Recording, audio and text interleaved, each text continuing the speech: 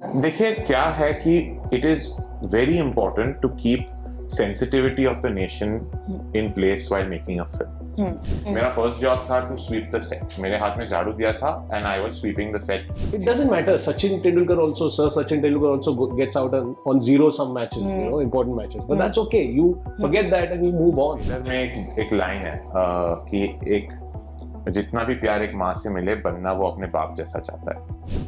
Hair styling कर रहा हूँ तो आई थिंक वो पीछे से सुनने में आता है ना कि अरे देख हजाम बनने जा रहा है। पहले तो struggle is not a bad thing. Struggle is a very good thing क्योंकि देखो माय बॉस, मेरा जो बॉस है ना वो कोई ऐसा प्रोड्यूसर नहीं है। मेरा बॉस ऑडियंस है और ऑडियंस तय करेगा कि मैं रहूं या ना रहूं। एक्टर्स को जिस तरह से मूवी में दिखाया जाता है, उनका शॉट, उनका लुक लोगों को काफी फैसिनेट भी करता है, लेकिन उनके ये लुक, उनके ये शॉट के पीछे जिनका हाथ होता है, आज हम आपको उनसे मिलवाने वाले। Welcome to our channel. Thank you so much. Firstly congratulation to you guys, आप लोगों के काम ऑडियंस को काफी ज्यादा पसंद आ रही है। सबसे पहले गाइस, आपकी ये फर्स्ट डायरेक्टोरियल मूवी है, क्या सबसे पहला इमेज आया था जब आपने स्क्रिप्ट पढ़ी थी कि हाँ इसको ऐसे ऐसे ऐसे पोर्ट्रे करना, क्या इमेजेस पहले आए थे? बिकॉज कश्मीर है, इमोशंस है, देशभक्ति है। तो जब मैंने पहली बार स्क्रिप्ट पढ़ी, एक्चुअली एक स्टोरी आउटलाइन 50 पेज जैसी आई थी मेरे पास, करण सर ने मुझे भेजा था। तो पहले तो कश्मीर है, बड़ा कैनवस है, इंसर्जेंसी, एक्शन जैसा फिल्म है, लेकिन मुझे क्या दिखा उसमें, मुझे एक्चुअली दिखा कि ये एक फैमिली ड्रामा है। तो अगर कोई भी मुझे पूछता है तो मैं हमेशा बोलता हूँ it is an emotional thriller, और emotion being the first word. तो ऐसा नहीं है कि मैं स्क्रिप्ट पढ़ के मुझे मेरा पूरा शॉर्ट डिवीजन दिख गया, मगर मुझे ये जरूर से दिख गया कि what is the zone I want to take the film, कि क्योंकि हर वांट जो है, मैं हर कॉन्फ्लिक्ट जो है मैं वो एक्सटर्नल नहीं रखना चाहता था, मुझे इंटरनल भी रखना चाहता था, क्योंकि उसकी वजह से आप as an audience, I feel personally, मैं गलत भी हो सकता हूँ, आप as an audience you connect to the film rather than watch the film. तो वो थी द रीजन कि मैं I fell in love with the script of Sarzameen. And obviously लेकिन आप देखो, जब देशभक्ति वाली कोई स्क्रिप्ट आती है ना तो बहुत सेंसिटिव हो जाती है वो टॉपिक। कभी कुछ ऐसा शॉर्ट चैलेंजिंग लगा कि इस शॉर्ट को इसी बारीकी से दिखाना है, नहीं तो वो चीजें बाद में फायर बैक कर सकती है? देखिए क्या है कि it is very important to keep sensitivity of the nation in place while making a film. The truth is कि हम लोग एक्चुअली हमारे ऑडियंस को एंटरटेन करना चाहते हैं। तो और ये फिल्म आर्मी बेस्ड है, ये फिल्म कश्मीर बेस्ड है, तो सेंसिटिव टॉपिक तो है। तो हम लोग ने क्या किया एक्चुअली, दो चीजें। पहले तो थ्रू द फिल्म हम लोग ने एक retired army colonel Manish Sareen के साथ हम लोग ने शूटिंग की, and so that we are sure कि whatever we are doing, whatever we are saying is vetted and हम सही तरीके से बोल रहे हैं। दूसरी बात जो हम लोग ने की is we contacted the Indian Army, the ADGPI, और हम लोग ने उन्हें स्क्रिप्ट भेजा, और उनके जो भी सजेशन और फीडबैक आए हम लोग ने इनकॉर्पोरेट की स्क्रिप्ट में। दूसरी बात, फिल्म शूट खत्म होने के बाद, एडिट खत्म होने के बाद हम लोग वापस गए दिल्ली और आर्मी को फिर से फिल्म दिखाई। और हम लोग ने उनकी तरफ से जो भी उनका नोट्स थे, चेंजेस थे, ये ऐसे कीजिए, वो सब इनकॉर्पोरेट किया, because it is very huge responsibility to maintain the sensitivity of a sensitive topic. मगर क्या है कि फिल्म सेंसिटिव टॉपिक के ऊपर नहीं है, फिल्म फैमिली के ऊपर है। कैनवस जो है, बैकग्राउंड जो है, that is the larger scale. And coming to you Darshan, Ibrahim जितने चॉकलेटी बॉय उनका इमेज है, एकदम मासी वाला लुक दिखने लग रहा है। क्या कुछ इमेजेस आपने, जब आपको आया था कि इब्राहिम को इस तरह से स्टाइल करना है, क्या कुछ दिमाग में चल रहा था उस टाइम? आइडिया काफी सिंपल था और काम थोड़ा आसान हो गया जब डायरेक्टर खुद आपको पूरा कैरेक्टर आप बताए, आपको स्क्रिप्ट पढ़ने की जरूरत ना हो। मैंने कुछ नहीं किया। तो जब मूड बोर्ड बनाया तो आइडिया यही था कि जैसे आपने कहा वो चॉकलेट बॉय है, तो आइडिया ये था कि उसको हम कैरेक्टर कैसे बनाएं। और ऑल्सो एक चीज बहुत इंपॉर्टेंट है कि ये कैरेक्टर बिलीवेबल कैसा हो ऑडियंस के लिए, ताकि मतलब हीरो ना हो but as a believable boy हो, यंग बॉय लोग हो। जैसे अलग अलग लुक्स है उसके फिल्म में, जैसे फिल्म प्रोग्रेस करती है आपने देखा काफी डिफरेंट लुक्स है, बियर्ड है, यू नो लॉन्ग है, शॉर्ट है, क्लीन शेव। तो ये काफी डिस्कशन चला इनिशियली और आइडिया जैसे इन्होंने मुझे ब्रीफ दिया तो आइडिया क्लियर था करना क्या है, बट कहाँ पे क्या करना है ये बहुत इंपॉर्टेंट था। तो वो प्लेसमेंट करना was the key for us to कि हाँ हमें ये लुक यहाँ करना है, ये लुक यहाँ करना है, और इस तरीके से हमें ये कैरेक्टर बिलीवेबल बताना है कि ये सिचुएशन में ये बिलीवेबल है। ऑल्सो आपने उनके डैड सैफ को भी आपने हेयर स्टाइलिंग वगैरह की है, तो दोनों के काफी फीचर्स देखो काफी सिमिलर हैं। तो क्या चीजें यहाँ पे आपको मतलब प्रॉस थी कि हाँ आपने ऑलरेडी उनके डैड को किया है, तो होता है ना कि फीचर्स सेम है तो हाँ पता है ये चीजें ऐसे ऐसे करेंगे तो ज्यादा लुक एनहांस होकर के आएगा। हाँ मतलब बेटा ये तो he is obviously going to look like him, but face structure में भी काफी होता है, हेयर टेक्सचर का भी काम होता है। और ऑल्सो जो मैंने सैफ के लिए किया था लाल कप्तान के लिए, वो सब्जेक्ट ही अलग था। तो उनको उस सब्जेक्ट में ढालना और उस कैरेक्टर को you know bring it alive, वो कंप्लीटली डिफरेंट प्रोसेस था। सो थैंकफुली ये भी इब्राहिम एक कैरेक्टर प्ले कर रहा है, तो it help me to create a character instead of focusing on just to make it look cool. तो I think आसान था not to worry about के क्या करूँगा अगर दोनों सेम दिखेंगे तो। But I think because the characters were so different, जो नागा साधु उन्होंने प्ले किया उनके बाल अलग थे, इनका कैरेक्टर।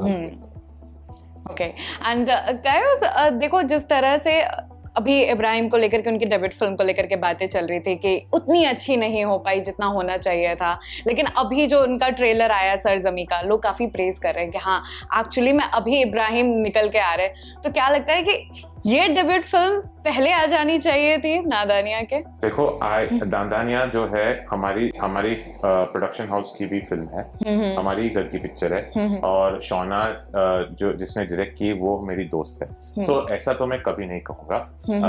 एंड आई क्या है कि when you set out to make a film, कोई भी ऐसा फिल्म नहीं बनाना चाहता है जो to make a bad film. तो हाइंडसाइट में कभी ऐसा लग सकता है, कभी किसी को नहीं लग सकता है, ऐसा भी हो सकता है that this film doesn't work, ऐसा I am aware of that. मगर क्या है कि while you making the film, actually Sarzameen is the first film he shot. पहले सरजमीन वी शॉट। क्या है कि पृथ्वी सर जो है उनको इंजरी हुई थी और मुझे जो है मुझे भी इंजरी हुई थी, तो हमको एक लंबा सा गैप लेना पड़ा, लेकिन दो इंजरी की वजह से हम लोग ने बहुत डिले की। Now it is not fair to tell another film that is ready कि आप रुक जाओ, हमारी फिल्म तैयार नहीं है। तो आई ट्रूली बिलीव कि सबके फिल्म लाइफ में हिट होगा, फ्लॉप होगा, मिस होगा, मगर आपका वर्क, आपका कंसिस्टेंसी के ऊपर इट डिपेंड्स। अभी मेरे हिसाब से जो हम लोग ने इब्राहिम के साथ काम की सरजमीन में, आई think he is done a good job, और मेरा यही कहना है कि अभी वो बात आप छोड़ दो क्योंकि वो बात हो चुकी है। 25 जुलाई को जब सरजमीन आएगी आप देखो, and I hope that he proves his critics wrong. या ऑब्वियसली, एंड ऑल्सो ये चीजें ना वहां से स्टार्ट हो जाती है जब लोगों को पता होता है कि इनके डैड ने इतना अच्छा उम्दा काम किया है, इनका कहीं ना कहीं आपके ऊपर भी ये चीज आती है कि चीजें यहाँ से कनेक्टेड है, आप रिलेशन से आ रही है, तो वो लोग ना वहां से रिलेट करने लग जाते हैं कि काम ऐसा देख चुका है ऑलरेडी। ये चीजें जब आप इंडस्ट्री में आ रहे थे तो आपको प्रेशर था या फिर एक था कि नहीं ऑलरेडी चीजें पता है कि कैसे वर्क करती है नहीं करती, तो एक प्रिविलेज था या फिर बेनिफिट चीजें थी? देखो फॉर मी पर्सनली, देखो the position that I am in terms of my family, it is a privilege for sure. मैं जानता हूँ it is I work very very hard. मतलब मैंने जब 18 साल पे मैंने सेट आना शुरू कर दिया, मेरा फर्स्ट जॉब था टू स्वीप द सेट। मेरे हाथ में झाड़ू दिया था and I was sweeping the set for an ad, Himani Sona Chandi Chyawanprash, I remember. तो that work, the thing is that work and those dues you have to give and you have to put. अभी क्या है ना that when you are in a position of privilege, और जो मैं हूं, मैं मना नहीं कर सकता हूं, and I use that privilege, the privilege will open the first door for me. The privilege कोई मेरे लिए ये दरवाजा खोलेगा। अभी वो दरवाजे के अंदर जाने के लिए, कदम रखने के लिए और walk in and own that room, वो मेरे ऊपर है। क्योंकि देखो माय बॉस, मेरा जो बॉस है ना, वो कोई ऐसा प्रोड्यूसर नहीं है, मेरा बॉस ऑडियंस है। और ऑडियंस तय करेगा कि मैं रहूं या ना रहूं, मेरी फिल्म अच्छी है या बुरी है, मुझे दूसरी फिल्म मिलनी चाहिए या ना मिलनी चाहिए। क्योंकि you are judged, it is not a corporate setup, you are judged by this large audience that gives you the love, and when they don't give you the love, you have to accept that it's your fault. So whether it's me or whether it's Ibrahim, because both of us are sort of debuting, it is very, very, very important that we respect what we have gotten. We don't turn around and say, "Acha, ye hai, we." So no matter what, we respect what we have gotten, because your life will change on a Friday. और एक और बात बोलूंगा कि अगर ये film बहुत ही successful हुई मेरे लिए और इब्राहिम के लिए, उसका मतलब ये नहीं होता है कि अगला जो फिल्म आएगा वो भी सक्सेसफुल होगी. We have to work on the next film like it was our first. So we are both very aware of that. I think I like to add into this that success and failure is a byproduct of process. Definitely. आप पूरी शिद्दत से अगर काम करते हो ना, यही हर एक डिपार्टमेंट में चलता है. अगर मैं बिजनेस भी खोल रहा हूँ, मुझे पता है मैं अच्छे दिल से शिद्दत से काम करके मैं खोल रहा हूँ, बट वो उसका सक्सेस होना या ना होना is a byproduct. That has nothing to do with where you come from. और अगर आप हार्ड वर्क डालते हो ना, जो कि मैंने देखा है, that what these guys have gone through for this film, it doesn't matter. Sachin Tendulkar also gets out on zero some matches, important matches, but that's okay. You forget that and you move on. That's life. That's life. Obviously. And Boman Irani sir ने भी एक emotional post share किया था. वो कितना आपके लिए emotional था? लाइक होता है ना कि जब खुद घर से ये चीजें, अप्रेजल चीजें आने लगती है तो देखो, इमोशनल पोस्ट वो तो पब्लिक है, but what emotion I feel at home is extremely overwhelming. एक ट्रेलर में एक लाइन है कि एक जितना भी प्यार एक माँ से मिले, बनना वो अपने बाप जैसा चाहता है. अगर आपने फिल्म की ट्रेलर देखी है तो वो मेरे लिए बहुत मीनिंगफुल है, because I also strive to be like my father. उसका मतलब ये नहीं कि उनकी तरह एक्टर, उनकी तरह उनका सक्सेस, उनका फिल्म नहीं, उनकी तरह इंसान. तो वो ही हम चाहते हैं. And I mean that. And ऐसा नहीं है कि लाइन लिखा बोला अरे क्या लाइनें डाल देते नहीं. और ये भी है ना कि लोग कहते हैं कि पिता से अप्रेजल मिलना मतलब लाइक कि भाई बहुत बड़ी बात होती है. सबसे मिल जाती है लेकिन पिता से नहीं मिल पाती है. मेरा सबसे फेवरेट मोमेंट है जब मैंने उनको फिल्म की एक रफ पहली कट दिखाई थी और वो बाहर आए और आंख में आंसू थे. एंड तो मुझे पता था कि मेरा तो दिल खुश हो गया. ऑल्सो सरजमी के लिए काजोल, पृथ्वीराज और इब्राहिम को कास्ट करना ये ड्रीम था या फिर कास्टिंग के दौरान कोई मेजर चैलेंजिंग चीजें आई थी? नहीं, मैं बता दूं, पहले हम पृथ्वी सर के पास गए थे. वो एक फिल्म शूट कर रहे थे, गोट लाइफ, जॉर्डन में. तो करण सर ने उनको सेम वो 50 पेजर ही भेजा था. और वो एक शॉट के बीच में एक सैंडस्टॉर्म आया, वो पढ़े. शाम को फोन किया करण सर को, बोला मैं ये फिल्म कर रहा हूँ. उनको उसके बाद हम मैम के पास गए. मैंने पृथ्वी सर को मैसेज किया, सर क्रॉस योर फिंगर्स. मैं गया, मैं नरेशन दिया, मैं निकल गया. मुझे ऐसा लगा नरेशन के बाद कि मैम तो ये नहीं करेगी ये फिल्म.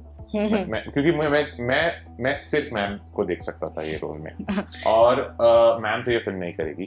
तो लेकिन शाम तक उन्होंने फोन कर दिया, हाँ I love the film, I am on, let's do it, done. शाम तक तो दोनों ने पढ़ के शाम तक बता दिया. इब्राहिम, मैं एक्चुअली दिल्ली गया था on the sets of Rocky और रानी, और मैं करण सर के साथ बैठा था in front of the monitor. तभी इब्राहिम एडी था वो फिल्म पे, ऑन रॉकी रानी, और वो कैमरा के सामने खड़ा था as a stand in for Ranveer Singh. और मेरे I could not get my eyes off him. वो जो भी आप बोलो, whatever you say, one thing you can't take away कि the camera just loves him.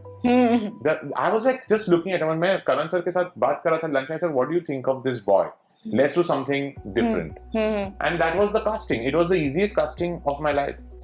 Ibrahim. And it is a dream casting. Yeah, definitely. And I think कि audience को जो उनका actual अवतार है वो अब दिख करके आ रहा है और ऑडियंस बहुत ज्यादा उनको प्यारा मिलने वाला है। ऑब्वियसली अब रणवीर सिंह की बात आई है, रणवीर सिंह के साथ जो आपका आइकॉनिक रिलेशनशिप है वो तो काफी लोगों को पसंद आता है। सबसे पहले आपने कई मूवीज में उनका हेयर स्टाइलिंग वगैरह किया है, सबसे ज्यादा चैलेंजिंग किस मूवी के लिए था उनका हेयर स्टाइलिंग? आई थिंक पहले दिन से ही सारी चीजें चैलेंजिंग थी। जब with Ranveer I think he is so into हर एक लुक, you know, I think in fact 10 साल में हमने काफी काम किया है, फिल्मों में किया है, रेड कार्पेट किया है, काफी सारी एड्स किए, एंड वो एक प्लेटफॉर्म ऐसा है ना कि आप वो ढल जाता है, ही इज अ कमीलियन, वो कैरेक्टर में ढल जाता है, तो हमारा काम एनहांस हो जाता है एक तरीके से। तो हमें रोज कुछ नया सोचना है कि आज हम नया क्या करें। So that's what kept us going, कि हम रोज उठते थे और सोचते थे आज क्या करें, एड शूट ठीक है, आज का प्लान क्या है, बैकड्रॉप क्या है, कॉस्ट्यूम क्या है, स्क्रिप्ट क्या है। So he literally involved me so deeply in each platform के आई थिंक वो एक्साइटमेंट था। मैं चैलेंजिंग तो नहीं कहूंगा, बट काफी एक्साइटिंग काम किया है मैंने उनके साथ, रामलीला से लेके रॉकी रानी तक। और आई थिंक लोगों ने भी सराहा है।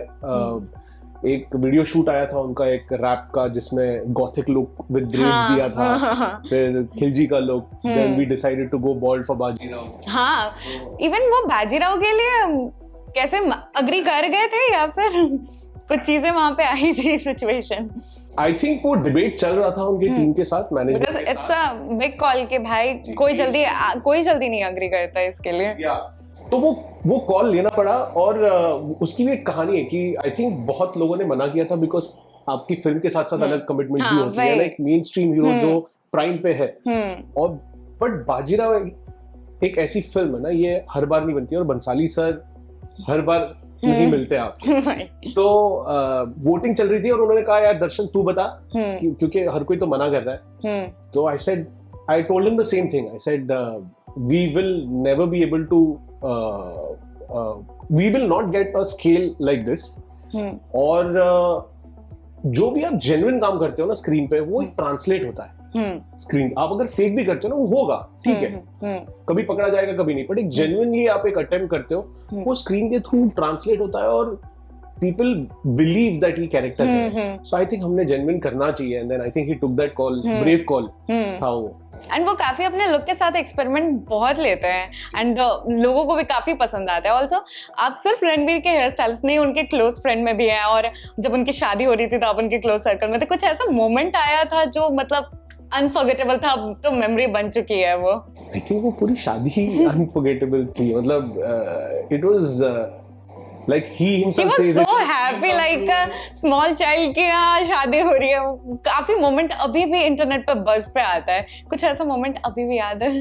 आई थिंक पूरी शादी याद है, because I think somebody he's so loving, caring, and it was so kind of him to involve us in that core gang and make us part of the whole event। तो I think ऐसा कोई एक नहीं, पूरी की पूरी पूरे जितने भी फंक्शंस है, आई थिंक काफी मेमोरेबल है हम सब के लिए वो। And coming to you guys, Sarzameen technically Ibrahim का डेब्यूट फिल्म था, लेकिन डिले की वजह से, जैसा कि आपने बताया कि नादानियाँ पहले रिलीज हो गई, तो जब ये रिलीज आने वाली थी तो कुछ ऐसा प्रेशर था इब्राहिम के ऊपर या आप लोगों के ऊपर कि एक्चुअली एक फिल्म हो चुकी है तो अभी क्या इसको कैसे पोर्ट्रे करना है, मीडिया में कैसे प्रमोशन लाना है? नहीं, ऑनेस्टली नहीं। हमारा तब तक शूटिंग तो खत्म हो चुका था by the time Nadaaniyan released, और आई ट्रूली बिलीव कि let instead of his words let his work speak for himself. तो मेरे अगर आप मुझे पूछो तो when you watch the film you will be pleasantly surprised by Ibrahim, and he will shut down his trollers and his critics, because I think he's done a very, very good job. And going forward, हम सब से we'll make mistakes and we'll not put our best foot forward and सब करेंगे, but the hard work will always stay. तो वो ही बात है. So it nothing, no strategy, no plan, nothing changes. And only decision that consciously want to make is we wanted Ibrahim's work to speak for himself. Yeah. And दर्शन, आज हम आपके studio में हैं, यहाँ पे आपने कई लोगों की स्टाइलिंग की है। सबसे ज्यादा बेस्ट एक्सपीरियंस किसके साथ था, और थोड़ा चैलेंजिंग एक होता है ना कि थोड़ा हेजिटेशन, कि अगर इनके लुक के साथ कुछ हुआ तो भाई क्या एक्सपीरियंस था? सो आई थिंक सरजमी की भी काफी लुक टेस्ट हमने बार्बर शॉप में की थी बैंड्रा में। आई थिंक एक कंफर्ट जोन होता है जब आप अपने स्पेस में होते हो, आपके सारे इक्विपमेंट्स आपके साथ होते हैं, and then who you work with also, look test जब होती है तो काफी सारा डिस्कशन होता है, काफी सारा कॉन्वर्सेशन होता है, और लुक टेस्ट में भी आप काफी बार बहुत सारी चीजें क्रिएट करते हो, बहुत सारे मिस्टेक्स तभी आप कर लेते हो, तो आपको मौका मिलता है रेक्टिफाई करने का। सो आई थिंक एक प्लेग्राउंड होता है, ये मेरे लिए एक प्लेग्राउंड है। Barber shop is my playground, जहाँ पे मैं लुक्स क्रिएट कर सकता हूँ। मिस्टेक्स भी होती है तो ठीक है, आपने ट्राई किया, मिस्टेक होगी, यू रेक्टिफाई इट। जब तक आप फिल्म सेट पे जाते हो पूरा लुक रिफाइन हो जाता है, पूरी एक प्रोसेस फॉलो करते हैं। तो I think I'm glad that I'm able to have such a place and enterprise by my side, कि मैं कभी भी आ सकता हूँ, और नॉर्मल क्लाइंट्स भी आते हैं जहाँ मैं उनके भी बाल काटता हूँ। So I think that keeps me going, क्योंकि काफी बार आप अगर फिल्म पे लंबे दौर तक सिर्फ स्टाइलिंग करो तो कहीं ना कहीं आपका क्राफ्ट भी रस्टी हो जाता है। सो I like working in the barbershop with normal clients, also designing films, and we've just opened another one in Juhu as well. So I think it's going well. People are loving it. People are appreciating it, and we'll keep doing the hard work. What do you think? Which one like your hairstyle की जो viral हो गया एकदम आते साथ internet पे? I think एक तो पता नहीं, काफी सारे हैं, मतलब people follow up, people like what I did with Ranveer Singh के तो भाई people love what I did with Ranveer from Ramleela onwards.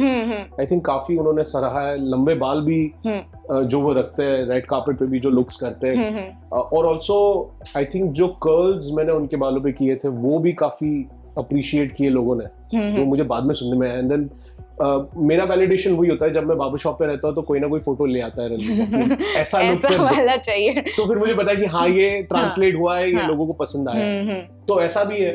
तो we keep experimenting. I think है couple of looks are there.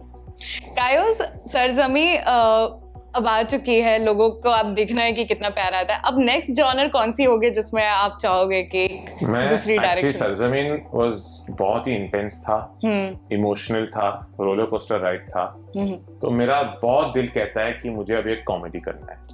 हाँ, तो बहुत दिल कर रहा है। क्या उसमें बोमन ईरानी सर को भी हम लोग एक्सपेक्ट कर सकते हैं? मतलब गुड लक चार्म तो अभी है ही, तो एक छोटा सा रोल तो करना ही पड़ेगा उनको। तो हाँ, लेकिन वो बहुत चार्ज करते हैं। आपसे भी? नहीं हाँ ऑफ कोर्स, मगर तो मेरा एक बहुत मन कर रहा है कि कॉमेडी करूं, क्योंकि actually comedy is the toughest genre to shoot, to direct, to act in. लोगों को हंसाना काफी डिफिकल्ट हो गया है, बहुत डिफिकल्ट होता है, बट सबसे ज्यादा रिवॉर्डिंग भी होता है। हाँ, तो वो मेरा मन है, शायद वो अगर हो पाए तो आई बी वेरी हैप्पी। अभी हॉरर कॉमेडी भी काफी ज्यादा चल रही है इंडस्ट्री में। हाँ बिल्कुल, अभी जो एक्चुअली जो ट्रेंड चल रहा है उसके हिसाब से I don't know if I can take a call कि अच्छा ये चल रहा है, क्योंकि जब तक आप फिल्म बनाना शुरू करोगे और खत्म हो जाएगा, ट्रेंड चेंज हो जाता है। एंड दर्शन, लोगों का एक सवाल है कि जिस तरह से अभी एक्टर्स का देखने को मिलता है, काफी स्लीक है या फिर पूरे वेल मेंटेन्ड हेयर स्टाइल देखने को मिलती है, लेकिन वही जो पहले के जमाने के एक्टर्स की बात करें मूवी में, जब उनको देखने काफी रॉ, काफी नेचुरल देखने को मिलता था, तो क्या ये चीजें वापस से ऑथेंटिक चीजें आ सकती है अभी इंडस्ट्री में? वही लुक, वही रोल? आई थिंक ऑथेंटिसिटी कभी गई नहीं थी।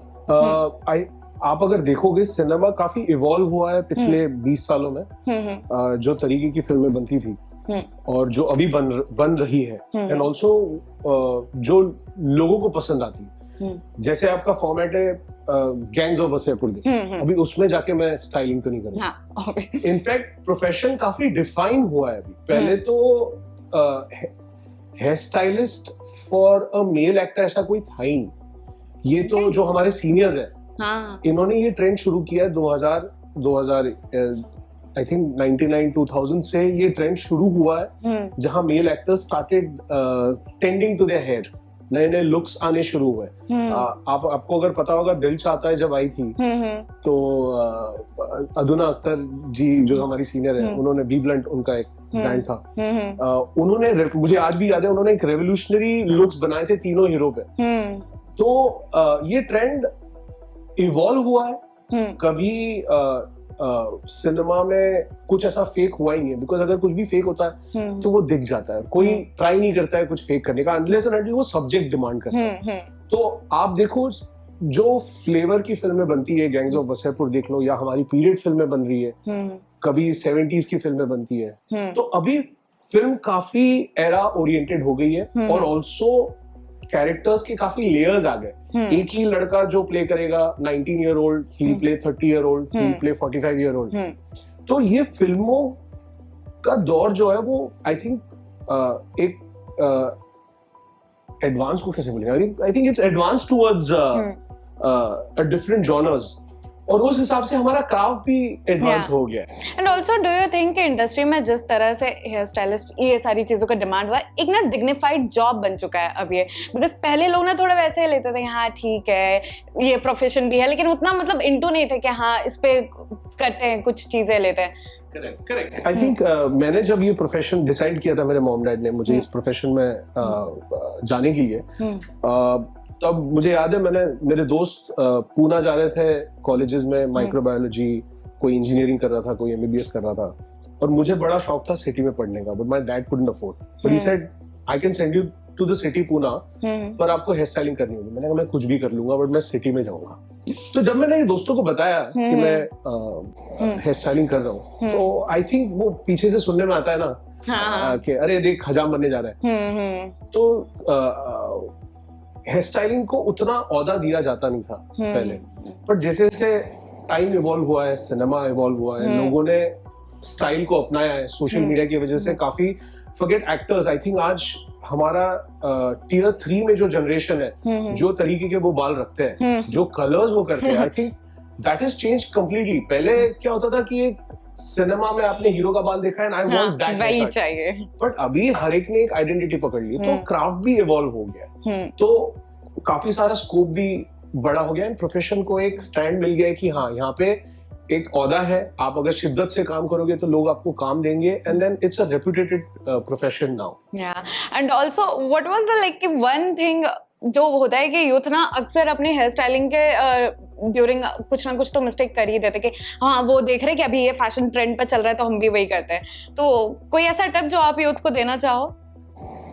नहीं, मैं तो कहूंगा please keep experimenting with your hair, और बट हेयर लॉस भी तो हो जाता है एक्सपेरिमेंट के चक्कर में। आई थिंक हेयर लॉस वो एक अलग सब्जेक्ट है, अगर आप उसमें अच्छे से पढ़ोगे तो एक्सटर्नल फैक्टर्स जो होते हैं, बाहर के फैक्टर्स जो हेयर लॉस को इफेक्ट करते हैं, वो 20 रीजंस के बाद आते हैं, मतलब 20 कारण आपके इंटरनल ही है, आपका डाइट, आपकी हेल्थ, आपका sleeping habit, pressure, tension, you know, ये सारी चीजों पे, आपका मेटाबॉलिज्म कैसा है, आप कितना बीमार पड़ते हो, उस पे आपका हेयर लॉस का रीजन होता है। बाहर external factors are very less, वो मिसकंसेप्शन है लोगों का, बट आई फील काफी लोग अपनी खुद की स्टाइल एक्सप्रेस करने लगे हैं देख के, और एक्सपेरिमेंट करने लगे हैं, और पहले जैसे नहीं कि मैंने एक स्टाइल रखी और वो 10 साल चल रही है, अभी हर 6 महीने 8 महीने में पीपल वांट टू, आज मुझे भी लंबे करने हैं, मुझे भी छोटे रखने हैं, मुझे बस कट करना है, so I think that I have seen growing a lot, and I think people should do that, keep changing your look, because एक वो कहते हैं ना कि आप बीमार हो तो बाल काट लो, या लड़कियां काफी बार आती है कि मेरा ब्रेकअप हो गया, छोटा कर दो, तो मूड चेंज हो जाता है, नया लुक जी, so I think keep changing your look. Okay, मेरे बाल हमेशा छोटे ही है। कितने बार ब्रेकअप हुए guys? Okay, one last question to you. Like कि जब as a director, what advice you want to give जो अभी नए इंडस्ट्री में आए हैं, कि क्या प्रेप करके आना चाहिए उनको इंडस्ट्री में ताकि उनको ज्यादा स्ट्रगल नहीं करना पड़े?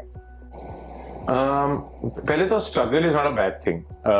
Struggle is a very good thing. It's whatever my learning, I have learned more from my struggles than my success. तो ऐसा मेन थिंग इज कि आप wake up every morning and keep going to work. The worst day will not feel like the worst day later on. आप वही चीज को आप रखोगे आपके दिल में and you learn from it. So struggle is a extremely good thing. I actually remember my worst days, and I remember and I am happy I had those. So वो बात है। मेन थिंग जो मैं कहूंगा ना, as for देखो, मैं कोई एस्टैब्लिश फिल्म मेकर नहीं हूँ जो मैं कोई एडवाइस देना चाहता हूँ सबको, मगर जितना हो सके पढ़ते रहना और फिल्मों देखना, क्लासिक्स देखना, and then bring your voice to it. But and if somebody succeeds fast, I'll be very happy, but trust me, the jitna you dig down while making a building, that's how tall your building will go. The further you make your foundation. So be excited about your struggles today, because it will give you success tomorrow. Yeah, definitely. And दर्शन, इतने सारे लोगों को आप style कर चुके हो, अब next कौन से सेलेब हैं लिस्ट में जिनको आप उनका एक नया लुक देना चाहोगे? आई थिंक काफी लोगों को पता है कि मैं सेलेब्स के साथ काम करता हूँ, हीरोज के साथ काम करता हूँ, बट पिछले 3 सालों से मैंने I have started designing full film, here for full film. तो नॉट ओनली हीरो बट पूरी पिक्चर में जितने कैरेक्टर्स है, प्राइमरी सेकेंडरी, उन सब के बाल मैं डिजाइन करता हूँ अभी। And then I have a big team, जो हीरोज है उनके साथ मेरी टीम जाती है, जैसे इब्राहिम के साथ एक लड़का है लौकिक, वो जाता था।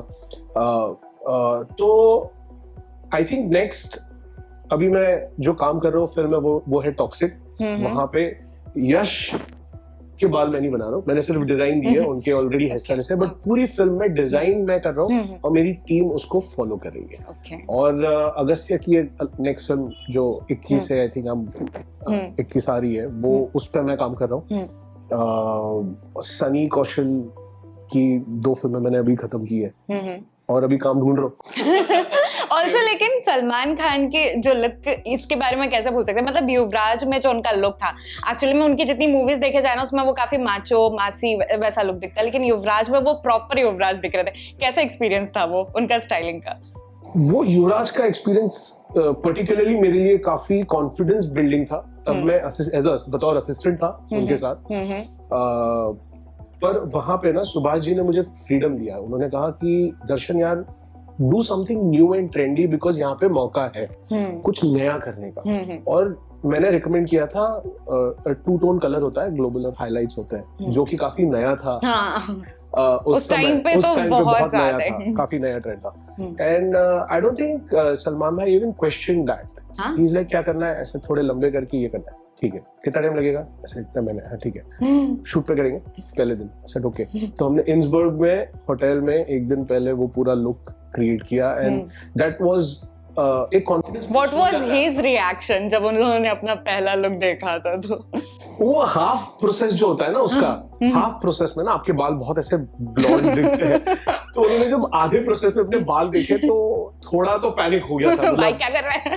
पर आई थिंक मस्ती भी कर रहे थे मेरे साथ, थोड़ा मेरी टांग खींच रहे थे, क्या कर दिया, मैं तो हीरो, ये अभी कैसे करेंगे फिल्म, ऐसे नहीं कलर लगना है, ही न्यू कलर लगना है, बट वो मजाक कर रहे थे। But it was lengthy process, 4 घंटा लगा, बट वो मेरे लिए काफी कॉन्फिडेंस बूस्टिंग था, because somebody at that stature who allows you, who trusts your vision, तो आपका कहीं ना कहीं एक थोड़ा कॉन्फिडेंस भी बढ़ता है। So that was a turning point. And वो अब काफी आइकॉनिक लुक बन चुका है।